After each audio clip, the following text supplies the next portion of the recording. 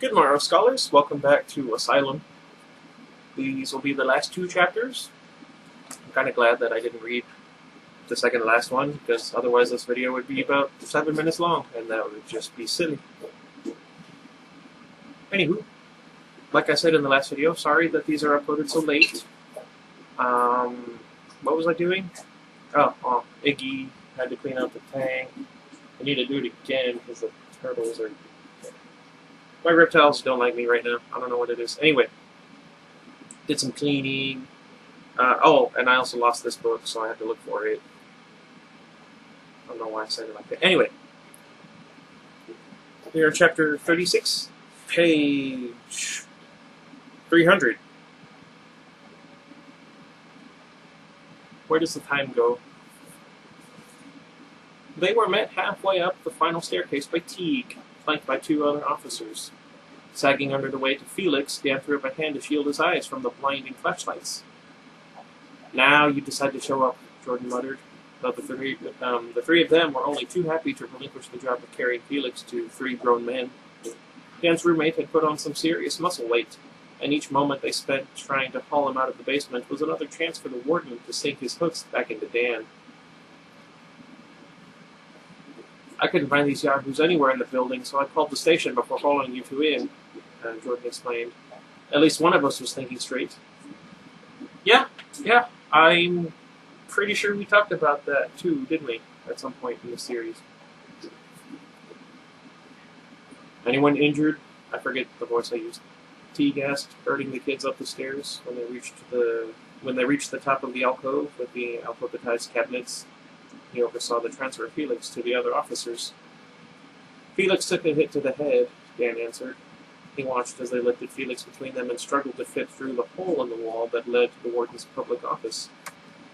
Curious, Dan thought. If it hadn't been Jordan trapping them inside with the cabinet, who had it been? Teague shot him a look, arching one brow. "Yes, I'm the one who knocked him out," Dan continued, smoothing the hair back from his head. A terrible headache was brewing at the base of his skull. "I'll tell you everything. Just... We need to get out of here," Abby spoke up for him, appearing at his side and hooking her arm through his. "Please, just question us outside, or at the station, wherever you want, but not here." "Fine, but I'm keeping my eyes on you three." Teague made good on that, corralling them right outside the door to Brookline. Mercifully, the rain had stopped. As soon as the deputies had loaded Felix onto a stretcher and then into an ambulance, they reappeared to help guard the kids. "So," Teague said, shining his flashlight in their eyes again. "Cut it out," Jordan said, ducking his head. "We just found your killer, so could you please not..." He wasn't given the chance to finish his sentence. Through the glare of Teague's flashlight and the police car lights, Dan saw a shadow speed across the grass. Uh-oh.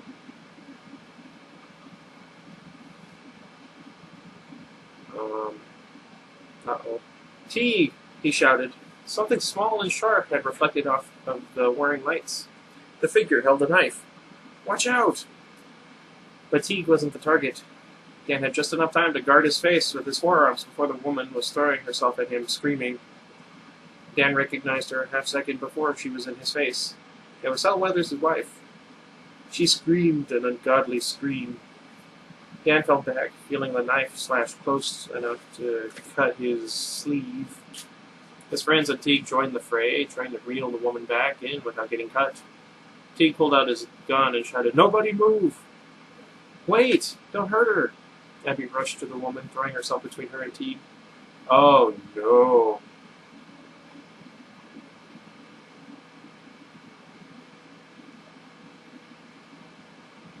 Sal's wife went still for just a moment, but it was all the officers needed to grab her by the arms and drag her away across the grass. She was screaming again, absolutely ballistic. "Wait!" Abby cried, following. "Did you see that?" She called to the boys over her shoulder. "Her forehead, did you see it?" She wasn't waiting for an answer, and both Dan and Jordan had to run to keep up. "Did she cut you?" Jordan panted. "Sorry." "No, but my shirt got it pretty bad." I don't know. One of One last spike of adrenaline carried Dan to where Sal's wife was kneeling in the damp lawn. The knife finally wrestled from her hands. Abby stood in front of her, slowly drawing an object from her pocket. A chipped piece of porcelain that sparkled under the blazing police lights. He might have known Abby had been the one to take it. Of course she would be making trips to the basement without him. Dan finally understood. "Do you recognize this?" Abby asked the woman softly. The woman's hair had gotten ruffled in the commotion, and now, with her bang swept aside, the scar on her forehead was plainly visible. A scar just like the little girl in the photo. Abby spun the figurine, making a dance. From where she knelt, Lucy reached for the ballerina. Abby let her take it, smiling sadly.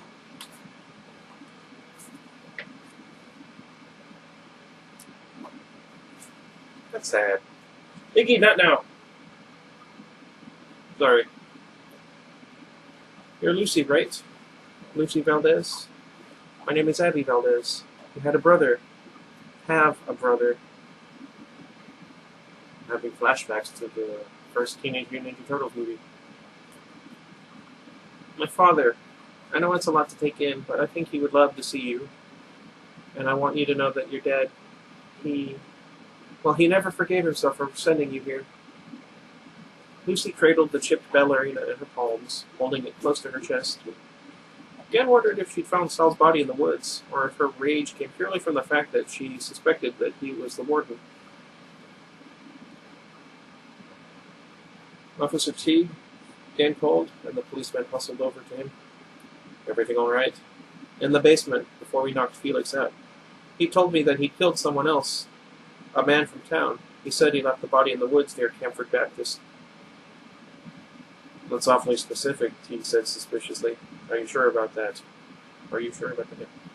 I'm just telling you what he said. Dan knew he was going to have a hard time getting out of this mess. When Felix came to, he might not remember all the things he'd done, and then it might be his word against Dan's. Dan had a feeling he knew who Officer Teague liked less. But now Teague just nodded and radioed in for someone on his team to check out the woods. Jordan slid up next to Dan with a blanket wrapped around his shoulders. She was right, he said. Can you believe it? I can. I should have believed her sooner. Abby was kneeling in the grass near her aunt, watching her from a cautious distance.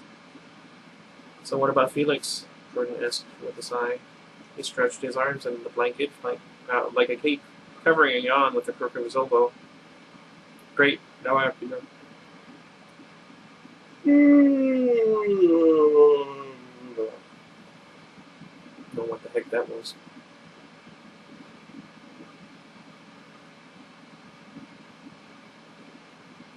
Was he... Do you think he'll recover? Are they going to put him in jail? Dan shrugged. It's up to the police, I guess. I don't think what happened was entirely his fault, but I have no idea how the law works in cases like this. I just hope he gets help. The right kind of help. He glanced over his shoulder at Brookline looming behind them. Not the kind of help this place has to offer. And us? They'll shut the program down, Dan said, certain. And we'll go home. Awesome. Jordan kicked the dirt. I guess I always knew Gay Rumspringa, I don't know, would end and I'd have to leave Oz. Now I have to go home and pretend to be straight for one more year. How do you stand it? What? It's a terrible burden, let me tell you. They laughed, but Dan couldn't help but worry for Jordan. What would his parents do when they found out where Jordan had really gone for the summer? You know, if you want, if your parents get too terrible, you could come stay with me for a while, or, I don't know. I'm sure my parents would be cool with it. Jordan fixed his glasses and snorted, and Dan was certain he was going to be turned down. Can your mom cook? No, but my dad can. Sold. Jordan stuck out his hand and Dan took it. It's a good guy. It's a good guy. Chapter 37. Wait a minute. I suppose they'll send someone for Felix's stuff, Dan was saying, shoving the last of his books into a suitcase. Sandy and Paul busied themselves with stacking the packed bags near the door. His side of the room was virtually empty now, but Felix's things remained untouched. A half-full Gatorade sitting on his desk. I haven't had Gatorade in like 2 years. I don't think. No longer than that. The one I had was a Powerade. Anyway, I'm not sponsored by either. Poor kid, his mother said, joining Dan at the end of the bed. He'd already stripped the mattress and balled up the sheets. He didn't let any of it put a hitch in his packing, even if he wasn't eager to say goodbye to his new friends. He wanted to be out of Brookline. Every second he stayed felt like a second too many. Knock knock? All three of them turned to find Abby at the open door. She rocked shyly on her heels, waiting to come in. "Oh, hey, I'm glad you stopped by," one said. Abby looked, oh, nope, sorry, missed the sentence. A night's rest at the hotel in town had done them all some good. Abby looked amazing in the off-the-shoulder tunic and rubbery leggings. Her combat boots were splattered with pink and yellow paint. I like pink and yellow.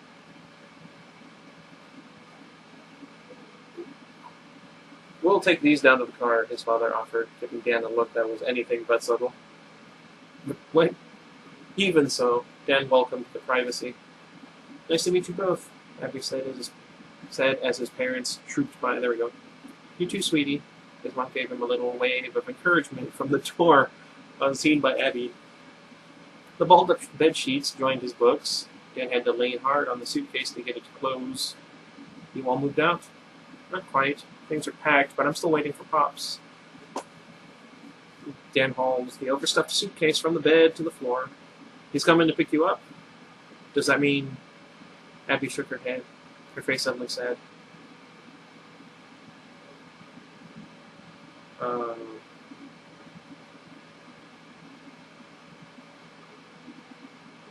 I can't remember if I said this or not. Abby shook her head, her face suddenly sad. There we go.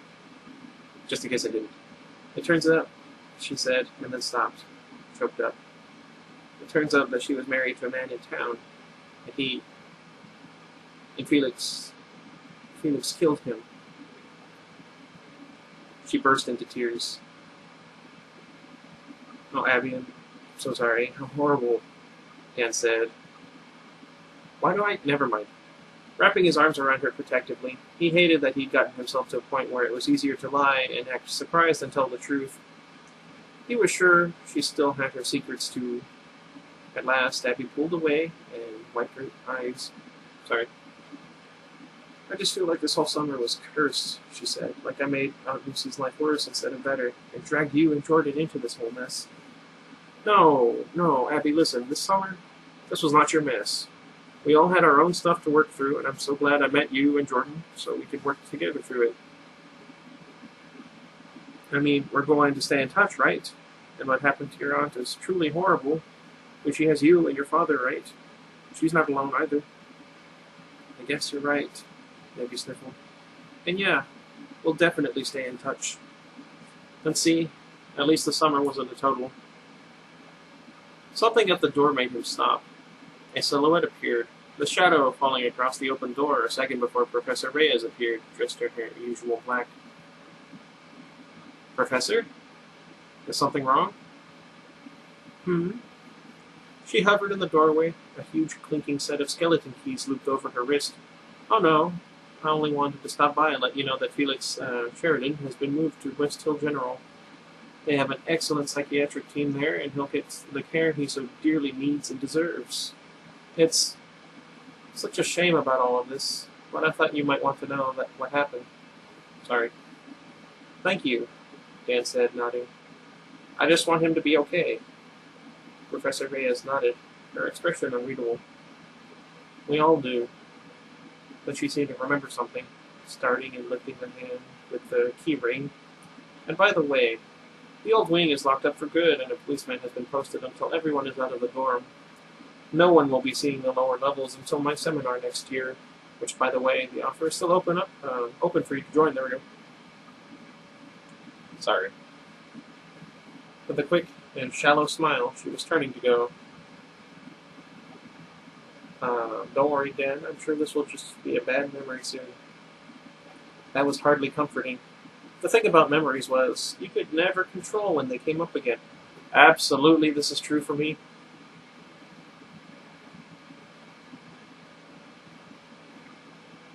She closed the door softly as she left, and Dan stared at it for a long moment afterward. He kept picturing the keys in her hand, and the door. The door that seemed to hold in all of Brookline's secrets.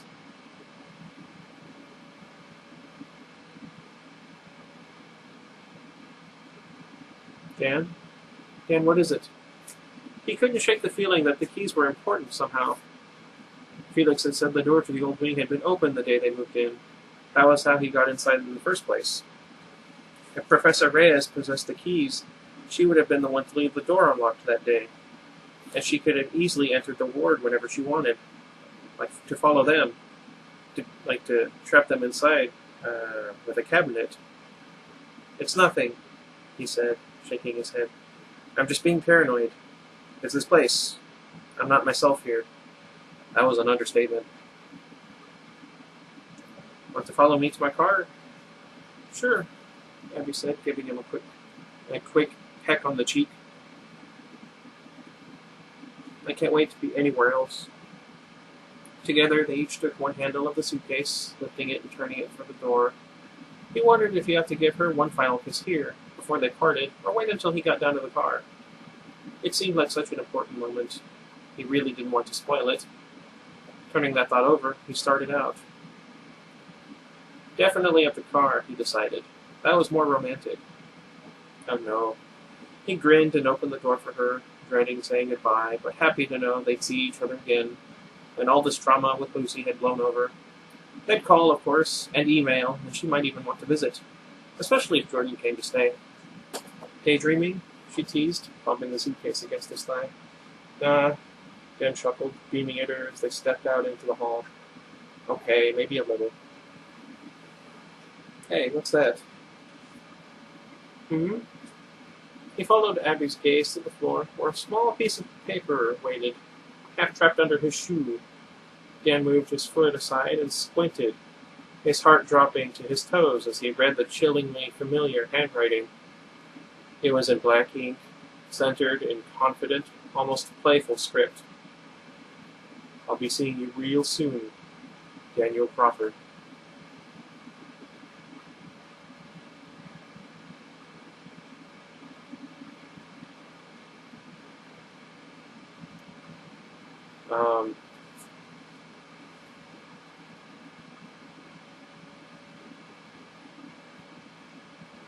I don't know how to process this. So, was he being possessed? Or was he just crazy? Was the professor behind it?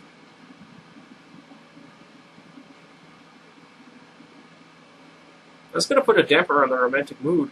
Anyway, before I get too much more distracted, thank you guys for watching. Let me know if you'd like to see more of this, well, more of this series, I suppose. I might take a break for a few days from reading and whatnot. Let's see, what was I going to... Maybe try and find another book. There's like 3 others in this particular series of books, 2 sequels and a prequel. Anyway, like I said, I'm gonna get distracted and ramble. Let me know what you guys thought. If there's anything from this book that would be good for me to study for writing my own series. And until next time, goodbye, everybody. Oh, go watch The Accountant. It was a really good movie. I saw it with some friends last night, and I had a great time.